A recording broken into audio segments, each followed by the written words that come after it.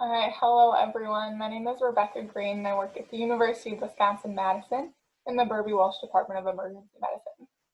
And today I'm going to talk to you about my project comparing emergency department use among patients with varying levels of cognitive impairment.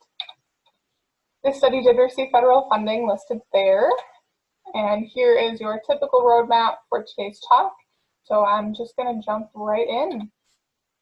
To start with some background here, older adults make up about 15% of ED visits, and of this group, about 1 in 7 of these patients have dementia. It's a pretty good portion of ED encounters, and it's important for us to understand how these patients use the healthcare system and how to best help them when they do present for treatment. Previous studies have looked at this and have had many limitations, the biggest of which is that they use administrative data to classify patients. And this gives us pretty poor sensitivity when defining our population of interest. Additionally, not many studies look at mild cognitive impairment, or MCI, which is a really important segment of this population to consider when looking at patients on the spectrum of cognitive impairment.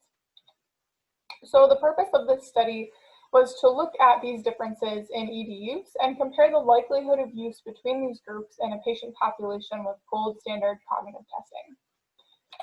We hypothesized that patients with both mild and severe cognitive impairment would be more likely to use the ED than their cognitively intact counterparts.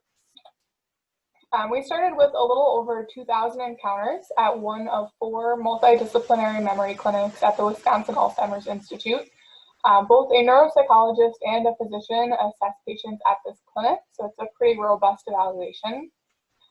We excluded anyone with a non-UW primary care provider or anyone living outside of Dane County.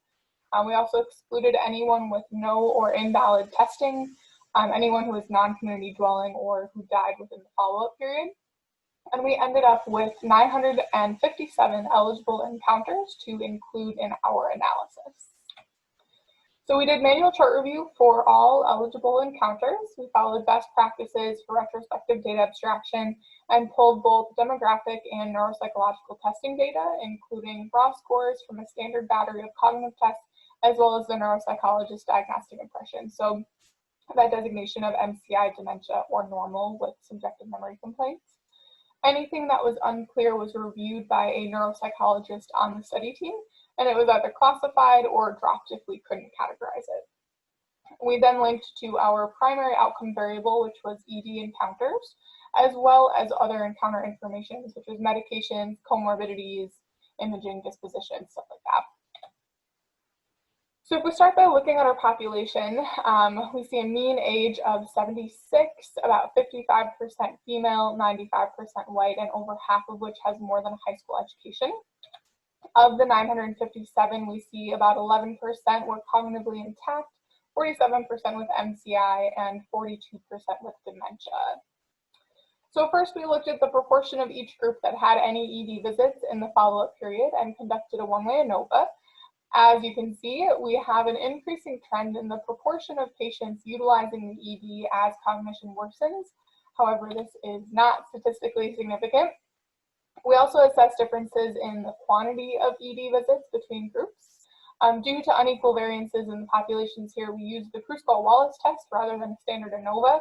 But again, you see that increasing trend with worsening cognition and no statistical significance between groups. Here is your standard multivariate logistic regression. We see that controlling for age, sex, race, education, and number of comorbidities, the odds of dementia patients having any ED visit were 1.5 times that of patients with normal cognition. And the odds of MCI patients having any ED visit were 1.4 times that of patients with normal cognition. Looking at the confidence intervals, they do both cross 1, making them not statistically significant, but they are much closer to exceeding 1 than to approaching 1, making it reasonable to say that there is an upward trend here. We also performed negative binomial regression on the quantity of ED visits between groups, controlling for the same covariates as in the logistic regression.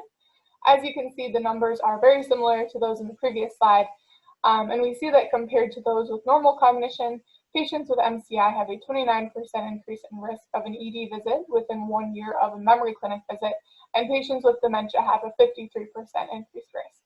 Again, these confidence intervals cross 1, so not statistically significant, but very close. So we found a non-significant trend towards increasing ED use with worsening cognition, which is consistent with the literature. This study is the first to quantify these trends of healthcare utilization in this population, especially using such rigorous methods of classification, which I think is pretty cool.